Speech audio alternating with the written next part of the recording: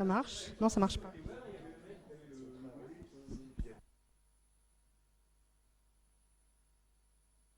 Ça marche pas?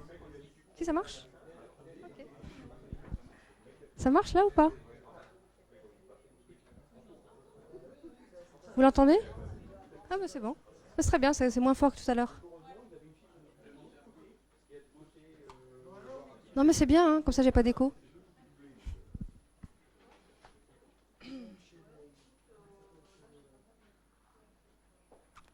C'est bon? Donc bonjour à tous. Bon, c'est la première fois que j'essaie les micros, donc je vais essayer de faire au mieux. Si ça grésille ou si vous m'entendez pas bien, vous levez la main.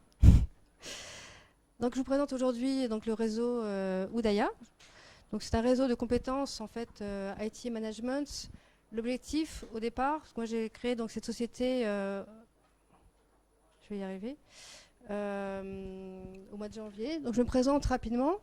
Donc je suis Carole Télémac. Au départ j'ai une formation commerciale, je suis Sup Bordeaux. J'ai une première vie chef de projet dans la grande consommation, donc chez Fisher Price et chez Ferrero. Donc ça c'était à Paris, et depuis je suis à Montpellier, donc depuis une douzaine d'années. Je travaille dans le secteur informatique, donc 5 ans dans le groupe SQLI, où là j'ai développé toute la partie formation, donc en complément des parties conseil et ingénierie. Et j'ai travaillé aussi donc ensuite dans le centre de formation Adara Informatique, c'est en plein centre de Montpellier, enfin qui était. Et donc là aussi, j'ai vraiment continué la partie développement commercial des formations informatiques. Et donc ma dernière expérience chez SmartView, société de conseil et de formation aussi en informatique, qui est pas très loin d'ici. Donc effectivement que j'ai quitté pour pouvoir voler de mes propres ailes, comme on dit, et lancer mon projet. Donc en fait mon projet, c'est donc depuis toutes ces années, j'ai eu l'occasion de faire travailler et de rencontrer beaucoup de consultants indépendants, des experts techniques, des personnes avec des compétences vraiment à forte valeur ajoutée. Et donc je me suis dit, tous ces consultants sont souvent isolés, souvent n'ont pas de visibilité sur le marché. Quand ils ont des missions, ils sont très contents, mais dès qu'ils n'en ont plus, c'est un peu la panique. Et en face de ça, effectivement, j'ai aussi donc eu beaucoup de clients qui galèrent, on va dire, pour trouver des bons consultants, des bonnes compétences. Souvent, ils vont les chercher à Paris, ils arrivent avec des prix des fois impressionnants. Donc en fait, l'objectif, c'est vraiment de mettre en relation des compétences locales qui sont très bonnes. On a tout ce qu'il faut effectivement dans la région pour répondre à toutes les problématiques. Donc le but, c'est vraiment d'arrêter aussi de faire partir les consultants à Paris en formation, par exemple. Ils animent des formations pour qu'ils se retrouvent dans la salle de formation avec des stagiaires de Montpellier aussi. Donc c'est vrai qu'il y a vraiment beaucoup de pertes d'énergie, beaucoup de pertes de moyens. Donc le but, c'est vraiment, enfin le challenge, c'est d'arriver à connecter les entreprises locales et les consultants locaux. Donc aujourd'hui, donc le lancement date de janvier, donc c'est vraiment toute jeune société. Et aujourd'hui, dans le vivier, on avait près une quarantaine de consultants et experts techniques, donc qui sont tous basés dans la région et qui interviennent tous déjà depuis plusieurs années dans la région. Donc j'ai pu valider et travailler avec eux. Donc aussi, ça m'a permis de, comme toutes ces personnes en fait, animent aussi des formations. On a pu créer un centre de formation avec un catalogue conséquent, spécialisé vraiment sur les niveaux informatique et management, ce qui fait qu'aujourd'hui déjà on a une offre de 150 formations, ce qui est tout à fait déjà bien sérieux pour ce domaine d'expertise. Donc en fait les compétences, on a pu les structurer à peu près en 4 grands blocs, qui sont la partie management de projet, la partie management organisation RH, l'expertise technique et les solutions clés en main. Alors sur la partie management de projet, là effectivement je vais détailler un petit peu plus. Bon, je vais faire ça rapidement aussi parce que je pense que tous vous connaissez un peu l'informatique. Mais c'est vrai que les consultants, donc il y a 5-6 consultants qui interviennent en assistance maîtrise d'ouvrage et maîtrise d'œuvre.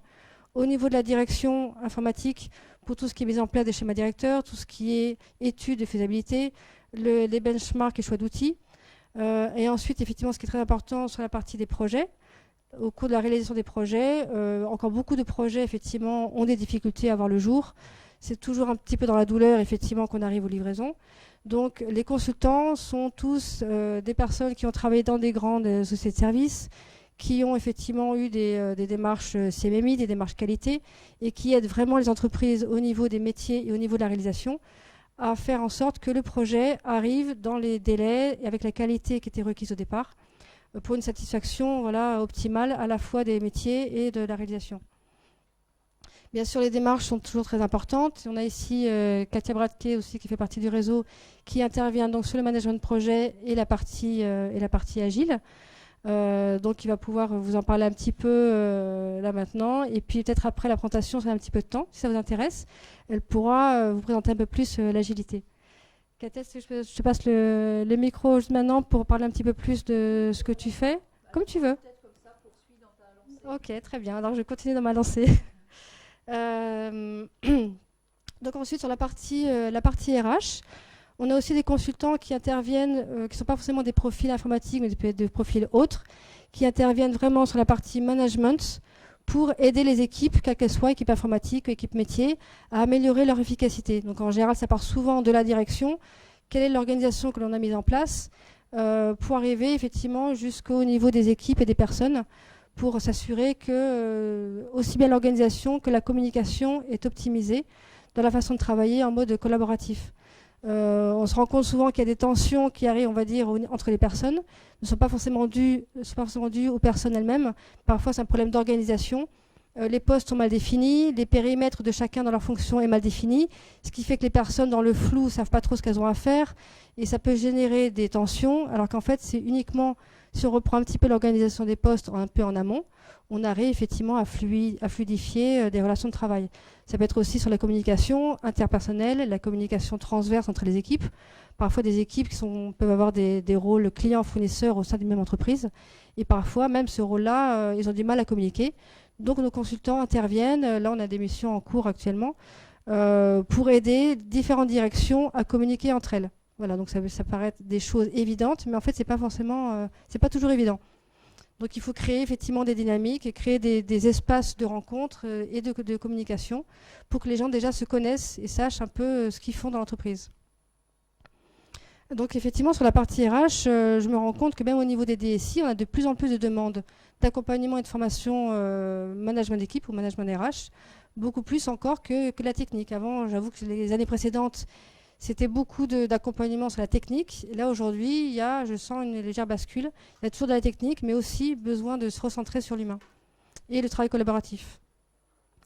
Sur la partie de l'expertise technique, là aussi, on a un pôle assez fort parce qu'on a bien une dizaine de personnes qui interviennent sur la partie technique pure, donc sur du développement d'applications, au niveau toujours d'expertise, donc dans le conseil, l'expertise de l'architecture, mise en place d'architecture technique, comparatif d'architecture technique, et tout ce qui est conception, développement sur les langages habituels, on dirait Java, PHP, Microsoft.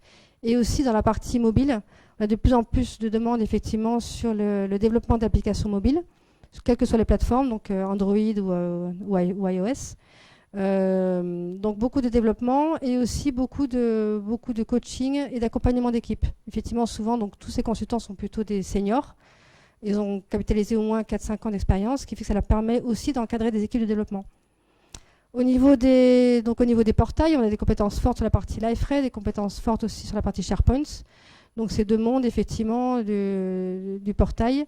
Donc aussi des choix, possibilités d'aiguiller ou d'aider les décideurs dans le choix des outils et dans la mise en œuvre de ces outils au niveau fonctionnel et à la fois technique ou administration. Au niveau des bases de données aussi, des compétences très fortes sur MySQL, SQL Server et Oracle, donc les trois grandes bases de données. Donc avec des niveaux vraiment d'optimisation et vraiment d'expertise au niveau du développement et de l'administration de ces plateformes. En termes d'optimisation, de sécurité aussi. Alors là, je vais peut-être passer à Tim, donc, qui fait partie du réseau. Est-ce que tu veux parler un petit peu de ta partie plus audit sécurité et open source? À la fin aussi. Allez. De toute façon, on aura le temps, je pense, à la fin, effectivement, comme moi je parle vite, donc on aura un petit peu de temps à la fin pour Atim et pour Katia. Donc je continue. Là, c'est vrai que c'est un peu l'overview, on va dire. Aussi, donc, je vous parlais des solutions clés en main. C'est vrai qu'on est de plus en plus dans la mobilité et les solutions web. Donc dans le réseau, il y a 5 ou 6 TPE aujourd'hui. Donc vraiment, ce ne sont pas forcément des indépendants, mais des sociétés déjà un peu structurées, qui ont une équipe complète qui puisse répondre à des projets vraiment clés en main, des projets de sites web, de CMS, des projets de solutions e-commerce ou e-catalogue, tout ce qui est vente en ligne, y compris aussi des applications mobiles et qui vont jusqu'au référencement de vos sites. Donc vraiment des personnes qui sont spécialisées dans le référencement des sites et des campagnes, des référencements AdWords, des campagnes d'emailing. Donc on est vraiment là sur des directions plutôt commerciales, marketing, donc vraiment dans l'objectif de fournir aux entreprises des moyens modernes et innovants de pouvoir vraiment booster leurs ventes et gagner en visibilité auprès des clients ou des usagers pour des collectivités. C'est vrai qu'on est en plein dans la mobilité et le développement d'applications mobiles, par exemple, aussi pour les collectivités, pour apporter du service aux usagers. Et donc, dans le réseau, on a 5 entreprises qui sont vraiment capables de répondre à toutes les problématiques, du recueil des besoins jusqu'à la réalisation vraiment des applications ou des sites. Donc, on a vraiment maintenant je dirais, de capacité aussi à produire effectivement des projets complets. Ça descend plus. Hop, je suis allée un peu vite. Donc quand je vous parlais effectivement de l'offre de formation, alors les formations, donc j'ai pas fait un copier-coller des grands centres de formation parce que ça n'avait pas beaucoup d'intérêt. Donc c'est vraiment toutes les formations qui sont conçues et animées déjà par les membres du réseau. Qui ont constitué, on va dire, un catalogue, vraiment un catalogue par filière. Donc on reprend chaque fois les filières de ces différents consultants. Et donc aujourd'hui, on présente à nos clients un catalogue qui est original parce qu'en fait, ça vient surtout du terrain.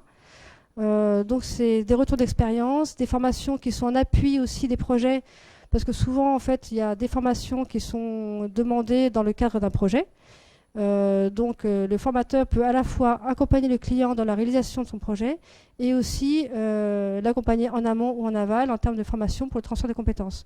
Donc c'est vrai que je sens effectivement au niveau des clients une demande de plus en plus forte de formation qui soit vraiment formation-action dans leur cadre, dans leur environnement, plutôt que de partir effectivement à Paris une semaine dans une formation standard.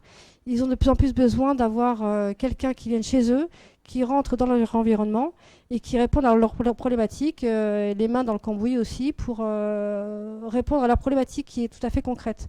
Donc en gros, il faut qu'à la fin de la semaine, tout fonctionne. Alors qu'une semaine à passer à Paris, il leur faudra après une semaine pour arriver à comprendre ce qu'ils ont appris, et ainsi de suite. Voilà. Je vois qu'il y a du vécu, et vous, beaucoup plus. Donc voilà, c'est vraiment ce qu'on met en avant, c'est l'expertise et aussi le côté adapté à l'environnement de chaque entreprise. Alors le fonctionnement du réseau, c'est vrai qu'on va parler un petit peu du réseau. C'est un réseau qui est en fait ouvert, donc sans adhésion ni cotisation. Donc ça, c'est une volonté au départ, un choix, on va dire, stratégique. Moi, j'ai besoin de compétences, effectivement, pour les proposer aux clients et avoir l'offre la plus riche possible, la plus complète. Donc, mon souhait était au contraire d'ouvrir grand les portes pour faire venir les compétences dans le réseau et pour pouvoir ensuite, effectivement, les proposer aux clients. Donc, en fait, ce qui fonctionne, c'est donc pas d'adhésion, pas de cotisation, c'est entièrement gratuit. Mais c'est vrai que je demande quand même pas mal de travail. Atim et Katia pourront confirmer. Je les sollicite beaucoup pour justement comprendre déjà ce qu'ils font exactement, parce que c'est vrai qu'ils sont nombreux, donc j'ai besoin de comprendre vraiment quelles sont leurs compétences, dans quel contexte elles interviennent et en quoi elles peuvent aider les clients, pour que moi ensuite je puisse déceler auprès des clients quand je vais en rendez-vous les besoins qu'ils ont et savoir exactement quelles compétences je vais mettre en face. Donc il y a tout un travail effectivement de qualification des compétences. Donc j'essaye effectivement de ne pas faire juste des envois de CV, de trouver plein de CV sur Internet et de les renvoyer au petit bonheur de la chance. Là, on essaie de faire vraiment un travail qualitatif. Je sais qui je vais proposer aux clients parce que je les connais, parce qu'on a travaillé ensemble, je comprends ce qu'ils font exactement. Donc il y a un travail aussi d'avant-vente, c'est que dès qu'un besoin est décelé, le consultant va venir avec moi voir le client pour définir plus précisément le périmètre. Et donc en général, le taux de concrétisation après les signatures est assez fort parce qu'on a pu réagir assez vite et le consultant tout de suite va rassurer le client parce qu'il aura vu qu'effectivement il y a une compétence experte et qui répond à son besoin en face. Donc je dirais que c'est là, on va dire, qu'est l'implication et l'investissement des consultants. Donc moi, vous l'aurez compris, je suis là pour la communication et le commerce. Donc j'essaie de faire au maximum des actions de communication pour faire connaître le réseau, pour que de plus en plus de personnes nous connaissent, nous identifient et fassent appel à nous. Et aussi des actions commerciales sur le terrain. Donc je fais beaucoup de prospection, des rendez-vous pour rencontrer les clients, rencontrer leurs besoins et donc essayer effectivement de faire avancer, de proposer ensuite des missions aux consultants. Donc aussi, j'essaie de mettre en place des réunions. Donc on a fait une première réunion, donc j'en ferai une deuxième au mois de juin, pour que les gens aussi du réseau se connaissent, se rencontrent et puissent échanger leurs problématiques. Et puissent aussi, pourquoi pas, répondre à des appels d'offres un peu plus conséquents, travailler en équipe sur des problématiques. Et parfois aussi, on a besoin de complémentarité pour répondre à des projets. Donc c'est important aussi que les personnes entre elles se connaissent. Donc créer aussi, il y a un lien qui se crée. Donc ensuite, voilà, comme je disais, c'est vraiment un travail collaboratif. Le but est vraiment de faire travailler les personnes entre elles et que cette dynamique, on la retrouve après chez les clients. Ils ont l'impression que ce n'est pas juste un CV que j'envoie, mais qu'il y a une vraie équipe derrière qui intervient et qui est là pour eux. Donc voilà, c'était tout pour moi maintenant. Donc merci pour votre attention. Avant de passer la parole aux autres personnes, je vais juste vous montrer rapidement le catalogue des formations. Rapidement, parce que c'est par filière. Donc voilà, ce qu'on a proposé, ce sont par filière de formation. Tous les thèmes principaux qui sont demandés ou qui sont intéressants aujourd'hui, avec les durées. Ensuite, effectivement, quand il y a un besoin qui est identifié chez un client, je lui envoie bien sûr les programmes qui sont toujours développés.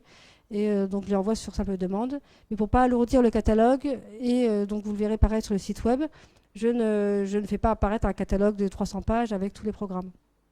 Donc voilà, on retrouve toutes les filières. Donc les filières grandissent chaque jour parce qu'en fait, chaque jour, les nouveaux formateurs m'apportent aussi des nouveaux contenus.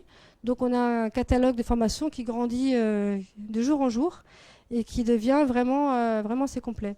Donc là, je vais passer rapidement. Hein, je ne veux pas tout vous citer, mais c'est pour que vous voyez un petit peu les grands domaines de compétences, en tout cas des consultants, plus en détail au niveau des formations. Sur le développement web aussi, là, on va pouvoir encore développer sur la partie mobilité. Et sur la partie réseaux sociaux, il y a une partie qui va s'ajouter pour tout ce qui est formation de sites de e-commerce, non seulement sur la partie technique, Magento, PrestaShop et autres, mais aussi sur la partie comment on gère un projet de e-commerce de A à Z, par exemple. Donc là, il y a souvent des clients qui ont besoin de savoir comment ils vont gérer leur projet, comment se lancer dedans, même si ce n'est pas eux qui font la réalisation. Donc on va ajouter toute une partie e-commerce et réseaux sociaux. La partie Microsoft, on va ajouter aussi toute une filière développement Microsoft. Donc, il va se rajouter à cette partie qui était plus base de données. Et sur la partie exploitation et administration, c'est la partie d'Atim qui est à côté de vous, qui pourra vous en parler en long et en large. Voilà.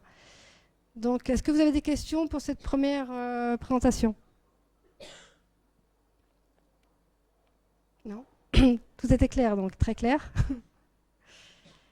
Donc je vais passer... Oui. Très bonne question. Alors c'est vrai que je ne travaille pas que pour la gloire. En fait, le fonctionnement, c'est... Alors c'est vrai que je ne sais plus si je l'avais marqué. Oui, je l'ai mis, mais j'ai passé vite. C'était... Où est-ce que j'ai marqué? Dans le fonctionnement peut-être. Voilà, c'était ici. Le modèle économique, effectivement, je suis passée un peu vite. Donc en fait, pour l'instant, j'ai identifié, on va dire qu'il y a 3 modes de fonctionnement. En fait, soit un mode classique de sous-traitance. En fait, par exemple, j'emmène Atim ou Katia donc chez un de mes clients en avant-vente. La mission donc se qualifie, on envoie la proposition qu'on travaille ensemble. La mission se signe. Donc en ces cas-là, moi, je facture le client direct et j'achète en sous-traitance donc les compétences, l'intervention des consultants. Donc là, c'est de la sous-traitance pure et donc moi, je me rémunère dans ces cas-là à la marge. Donc entre l'achat et la revente auprès de mon client. J'interviens aussi donc en mode de facturation directe. Donc certains des membres du réseau n'ont pas une offre pour l'instant qui est suffisamment claire pour que je puisse la commercialiser aujourd'hui ou qu'elle soit commercialisable par qui que ce soit. Donc ils vont me solliciter pour que je puisse les aider à sortir une offre marketing, une offre compréhensible et claire pour un client. Et donc là, en ces cas-là, je vais être consultante pour ces clients, pour ces membres. Et donc, là, dans ce cas-là, je leur facture directement ma prestation de conseil en marketing. De la même façon, s'ils souhaitent que je fasse une action spécifique en termes de commercial, je peux être en commercial freelance, par exemple. C'est-à-dire qu'ils voudront que je démarche des clients pour leur compte. Donc, en ces cas-là, moi, c'est pas moi qui vais facturer le client direct. Si je suis une mission, ça sera, par exemple, pour la société Siloué d'Atim. Donc, en ces cas-là, Atim va me solliciter pour ma prestation, mais c'est lui qui facturera son client. Donc là, du coup, ce sera plutôt moi qui serai, on va dire, en back-office. Et le troisième modèle, c'est le commissionnement, c'est-à-dire que pour un forfait, je ne vais pas m'engager moi toute seule et je ne vais pas engager le réseau sur des engagements de qualité sur un forfait de réalisation d'un site web, d'un site e-commerce ou d'applications mobiles. Donc en ces cas-là, si moi, un de mes clients veut un site web, je vais le mettre en contact avec le consultant ou la TPE qui va le faire. En revanche, moi, je vais uniquement me rémunérer en apport d'affaires parce que tous les engagements, c'est la société qui va les prendre, donc c'est elle qui va contractualiser avec le client. Donc pour l'instant, ce sont 3 modèles économiques voilà, qui sont les 3 piliers, on va dire, de fonctionnement. Ah, complètement. C'est pour ça qu'il n'y a aucun lien.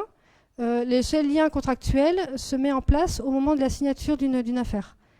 Mais il n'y a aucun lien qui nous lie contractuellement par principe. C'est, je dirais, la bonne entente, la confiance qui fait que voilà, on travaille ensemble.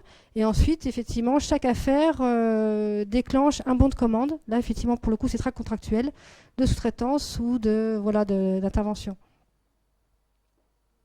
Est-ce que c'était clair? D'accord. Donc, Katia, je te laisse la parole.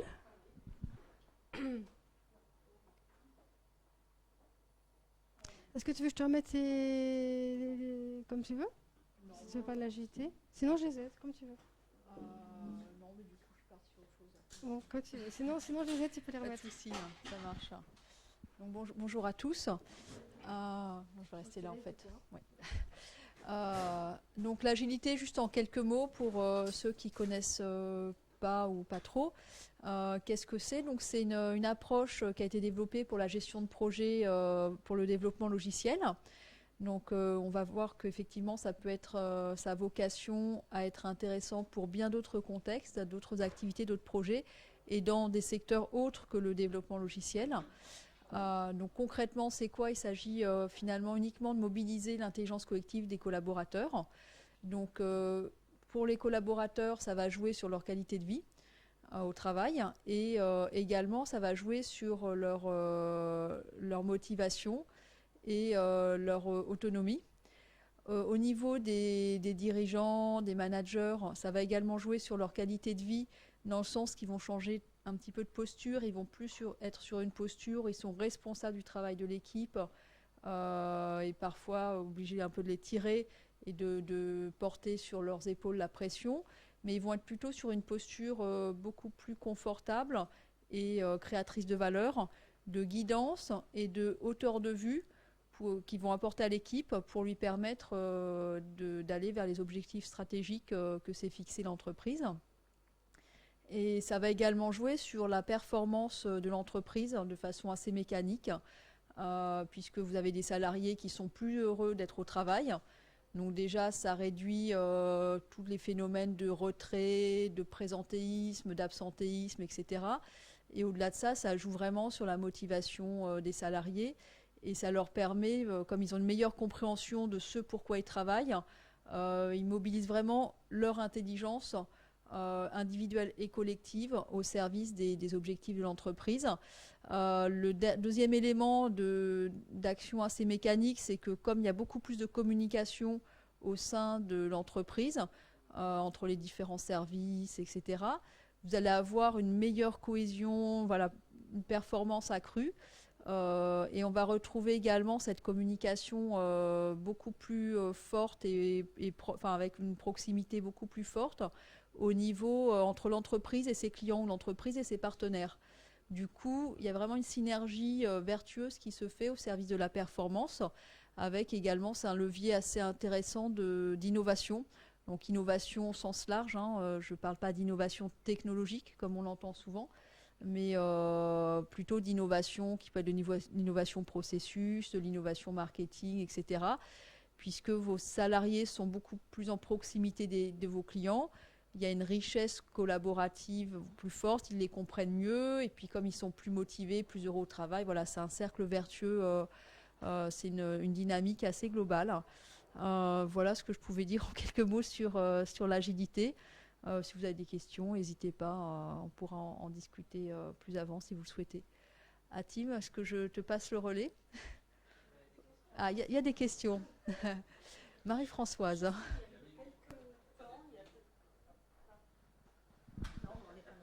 Non, mais il y a du capteur. Ah d'accord, pardon. Ouais, Ouais, dis pas de bêtises. Hein. Non, je ne sais pas, 3-4 semaines, j'ai assisté à une présentation par le directeur ressources humaines d'Orchestra, dont le titre de sa présentation, c'était Orchestra, l'entreprise agile. Et c'est vrai que donc c'était très intéressant de l'entendre expliquer de quelle manière il avait mis en place, comment ça fonctionnait chez Orchestra, et surtout pourquoi ils avaient mis en place ces méthodes-là et ce qu'ils en avaient récupéré comme effet. Pour eux, le problème majeur était de s'adapter à l'évolution hyper rapide de l'entreprise qui a multiplié son chiffre d'affaires par 10 en je ne sais combien de temps, et de toujours avoir une longueur d'avance finalement par rapport à ce qui peut se faire par ailleurs. Et pour avoir cette souplesse, cette réactivité, il n'y avait pas d'autre solution que tout le monde soit impliqué au même niveau en même temps. Et du coup, il ne pouvait pas y avoir un fonctionnement hiérarchique, descendant, voilà. Et c'était hyper intéressant comme présentation. C'est vrai que souvent la mise en place d'une approche agile va avoir tendance à réduire le nombre de niveaux hiérarchiques et puis aussi à apporter une dynamique qui va transcender les niveaux hiérarchiques. Et c'est très adapté dans des contextes, plus vous avez besoin de matière grise pour créer de la valeur et plus c'est adapté. Et plus vous avez un contexte incertain, avec une certaine complexité et puis des changements très rapides, et plus ça apporte de la valeur. Donc effectivement, dans ce contexte où ils avaient une montée en charge assez forte, et puis ils sont dans un secteur extrêmement concurrentiel, ça prend tout son sens. Et c'est une bonne illustration que sa vocation à inspirer et à s'adapter dans beaucoup de secteurs. Voilà, vraiment hors les murs informatiques. Aucun rapport avec l'informatique. Tout à fait. Bonjour. Vous pouvez rentrer. Voilà. Est-ce qu'il y avait d'autres questions à Tim, je te passe le micro.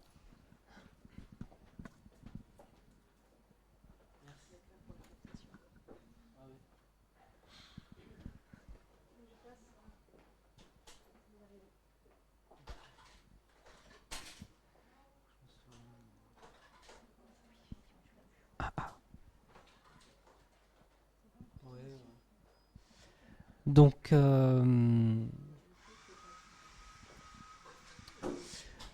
suis Hatim Bekali, je suis le dirigeant de la société Siloé. Siloé est une entreprise créée en 2005. L'objet principal de la société, c'est d'apporter de l'expertise Linux sur les serveurs de production.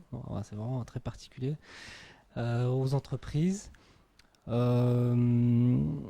aujourd'hui, il y a 5 ingénieurs Linux avec nous.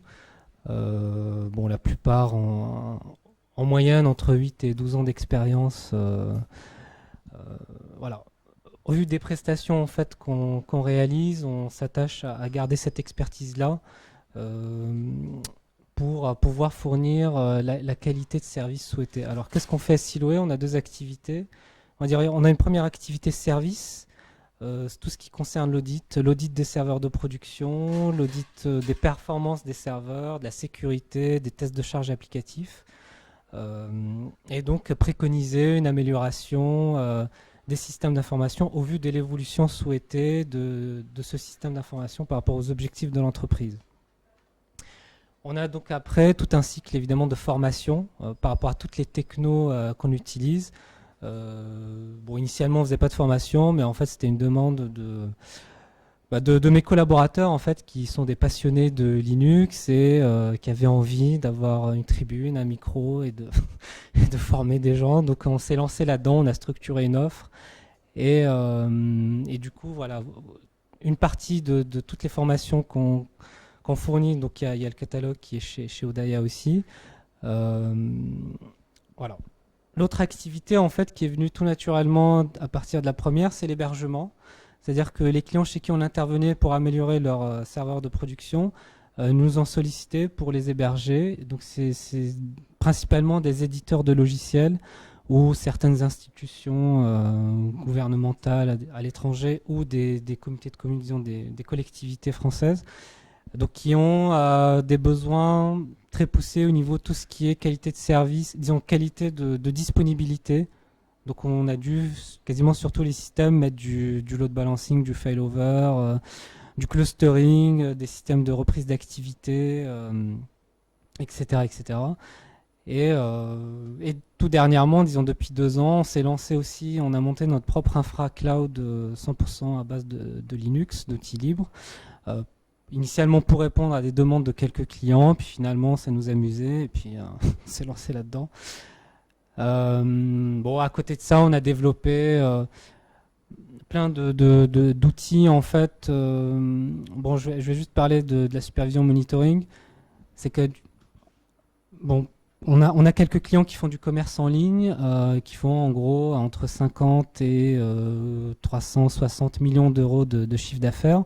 Évidemment, la perte d'un serveur, disons un serveur qui est coupé pendant 1 heure représente pour le plus gros à peu près 20 000 euros de chiffre d'affaires en moins. Si c'est en haute saison, c'est x3, x4. Et donc il fallait bon, mis à part les systèmes qui sont dupliqués, répliqués, etc., il fallait qu'on arrive à prédire en fait une éventuelle perturbation de service. C'est-à-dire qu'au-delà de l'alerte sur un service défaillant ou un service qui est au ralenti, il fallait qu'on arrive à déterminer un comportement qui va amener à une perturbation de service. Et donc on a développé tout un tas de mécanismes et de scripts maison pour arriver à déceler ces comportements en fait en surveillant le comportement des requêtes, du comportement des internautes, et de prédire donc des potentielles perturbations de service qui après donc enclenchent les alertes, les interventions, et voilà. Moi j'apporterai un petit témoignage sur pourquoi puisqu'on est une société depuis on va dire 9 ans, on est donc 5 ingé Linux. Bon, on n'a pas de commerciaux en fait, ni de marketing. Disons, seule action marketing, on va dire qu'on est faite, c'est d'avoir un site. Bon, ça c'est on va dire un minimum. À une époque, bon, je faisais pas mal de confs en France, en Europe ou à l'étranger sur des technos open source parce qu'on est très attaché au logiciel libre. Bon, ça je peux en parler. Et bon, petit à petit, du fait du bouche à oreille et du travail qu'on a eu, donc j'ai arrêté de le faire. Et c'est vrai que ce qui nous intéresse dans la démarche Odaya, c'est que, en gros, l'idée c'est d'arriver à construire un partenariat fort où Odaya est notre commercial, qui n'est pas intégré à la structure, parce que nous, on ne peut pas se permettre, on ne sait même pas, disons, à un moment, je me posais la question de recruter un commercial qui a un peu d'expérience, etc. Je ne sais même pas comment le guider, le coacher, lui fixer des objectifs. C'est tout un monde. Après, oui, je peux appeler un consultant pour faire ça, etc. Mais bon, la démarche de travailler en partenariat avec quelqu'un qui va rentrer dans plein de structures, qui va avoir plein de projets, et pas forcément que du Linux, mais des projets Microsoft et autres. Et à un moment, il entendra forcément soit une problématique de migration, soit une problématique de conseil, de sécurité, d'audit de perf. Ça ouvre beaucoup plus de portes que d'avoir un commercial qui va aller juste cibler des prestations Linux open source. Et puis, ça nous permet un peu de nous confronter à la réalité du tissu local qu'on ne connaît pas trop. On va dire plus de 60% de nos prestations sont faites en dehors de la région. Les 40% sont historiques, de clients historiques qu'on connaissait d'avant quand moi j'étais à Paris. Donc voilà, donc ça nous permet de rentrer un peu plus dans le tissu local par quelqu'un qui est sur le terrain, et bon, je pense dans le principe c'est bénéfique, et on a déjà signé une première mission sans trop se fatiguer, on va dire, ce qui est assez génial. Voilà, je ne sais pas si vous avez d'autres questions.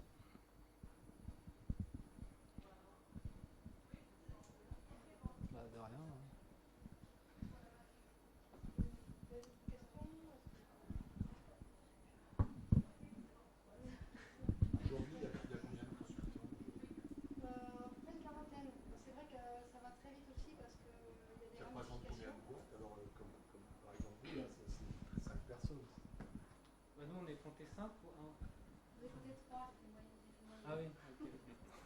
J'ai compté que ce que j'avais dit, il faut intervenir en fait. D'accord. Je compte que les consultants que j'ai identifiés qui vont intervenir sur une formation, sur un projet. Donc là, effectivement, pour l'instant, j'ai identifié 3 personnes dans cette société, donc je vais D'accord. Sinon, si après, il y a d'autres personnes que je vais identifier, je peux rajouter. Il y a d'autres personnes, il y a des TPE qui interviennent dans ces parties applications mobiles ou sites web. Là, effectivement, ils sont plus nombreux, je les ai comptés aussi. Mais en général, au maximum, ils sont 7-8 personnes. D'accord. Et c'est vrai qu'ils ont tous un point commun, c'est qu'ils n'ont pas de commerciaux. Pas de commerciaux, ils ne veulent pas ou ne peuvent pas en avoir. En général, ils ne veulent pas en avoir, je ne vais pas les gérer. A priori, c'est compliqué. Et donc, c'est vrai qu'ils sont tous intéressés par cet apport, on va dire, supplémentaire d'affaires, mais aussi une visibilité, on va dire, qui va peut-être aussi les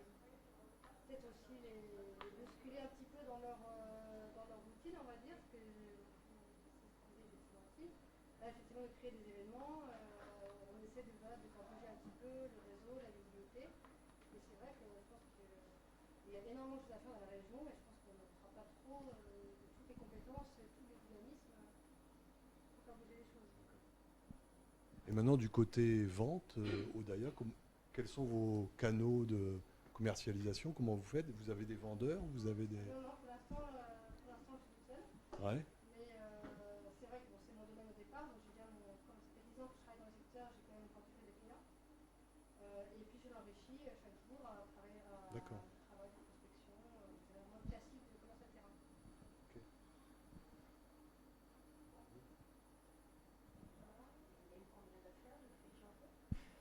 Depuis janvier, on a 4 nouveaux clients déjà, donc 4 nouvelles affaires, et d'autres qui sont en cours.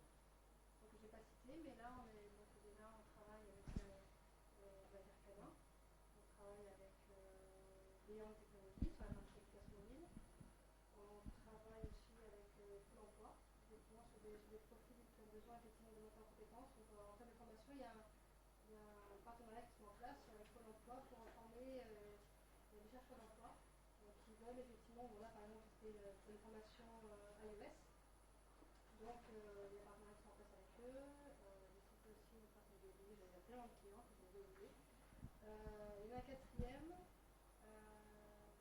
Oui, c'est ça l'assurance à Nîmes. Ce sont plutôt des belles sociétés. Donc, ce sont tous des gens que je connais depuis des années. Bon, pour l'emploi, c'est un peu différent, mais effectivement, pour l'instant, ce sont des clients historiques et fidèles qui, on va dire, qui m'ont fait confiance dans cette nouvelle démarche. Donc, voilà, donc, j'ai 4 mois d'existence, donc c'est déjà un démarrage.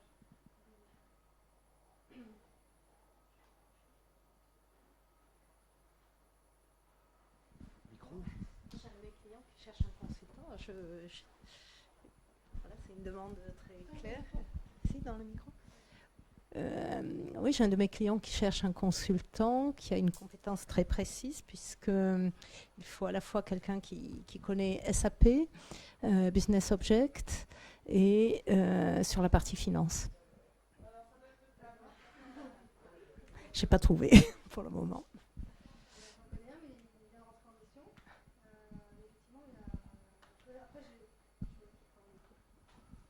Effectivement, il y a beaucoup de demandes aussi de profils d'expertise. Donc en général, je cherche en priorité effectivement dans mon réseau existant. Donc j'ai une CVTech qui est déjà bien étoffée. Et après, j'ai tout un réseau de partenaires aussi sur lesquels je m'appuie, qui sont des SS2I ou des sociétés de conseil, qui peuvent aussi élargir mon champ de recherche. Et j'ai aussi après effectivement mon propre réseau. Ce qui fait qu'effectivement, sur chaque demande, je peux relayer. Si je n'ai pas dans les 40 personnes identifiées, j'ai encore d'autres réseaux, des cercles de plus en plus élargis pour aussi relayer mes recherches. Donc, si vous avez une demande précise, je peux... parce que là, effectivement, la personne que je connais vient de rentrer. Comment? Ah oui, bien sûr. Bien sûr. Et effectivement, si vous avez des clients qui ont des demandes, vous pouvez lui proposer de relayer. Après, on ne ferait que proposer un rendez-vous, un CV, effectivement, la démarche classique.